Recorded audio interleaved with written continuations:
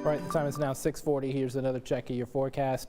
And Tuesday night into Wednesday is what we're going to need to watch. So later tonight into early tomorrow, we have that 80% chance of some of those stronger thunderstorms that could contain some hail as well as some damaging winds. And then same story for you guys in the Brazos Valley, although the threat is slightly lesser. And I'll show you what that Storm Prediction Center is saying about that coming up in just a bit. But I have Wednesday morning pegged as a 60% chance for the morning hours because that system I don't think will have made it out by the time all of you have waken up, especially in some of our eastern zones down toward the Brazos Valley.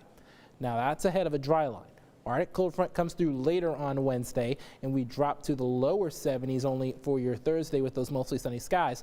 And why that is that's pretty weak Arctic front because the Arctic fronts aren't going to be as potent as we head into the spring months because you have that direct sunlight coming towards the Tropic of Cancer. So we're getting warmer as we head throughout the course of the spring into the early summer. Temperatures are going to hover around those 80s by the time we get to Friday as well as the weekend, watching another system that could be coming through for your next Tuesday, that could helpfully bring us some beneficial rain. There is that upper level low over portions of Arizona, mostly cloudy across the Lone Star State. That's going to slowly slide eastward, and that's what's going to give us our good chances for those thunderstorms. And there it is. By the time we get to around 4 or 5 o'clock in the morning, that's when you have that main line of thunderstorms along the dry line making their way through.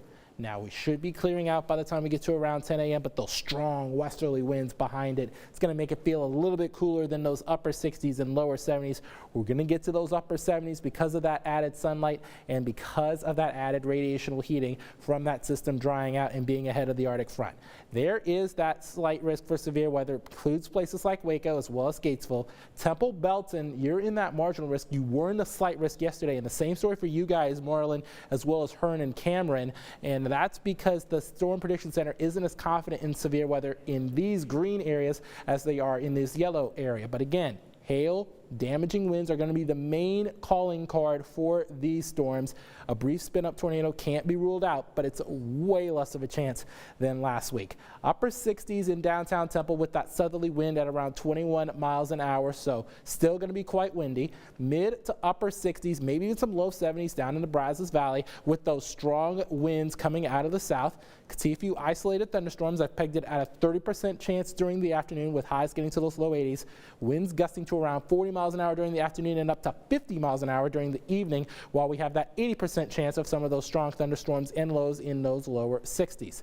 As a result of all of this, I'm going to peg this as a 7 on the Jordan-meter because of those stronger winds and added cloud cover as well, in addition to those isolated thunderstorms. So definitely something to watch for as we head throughout the course of your day today. Chris?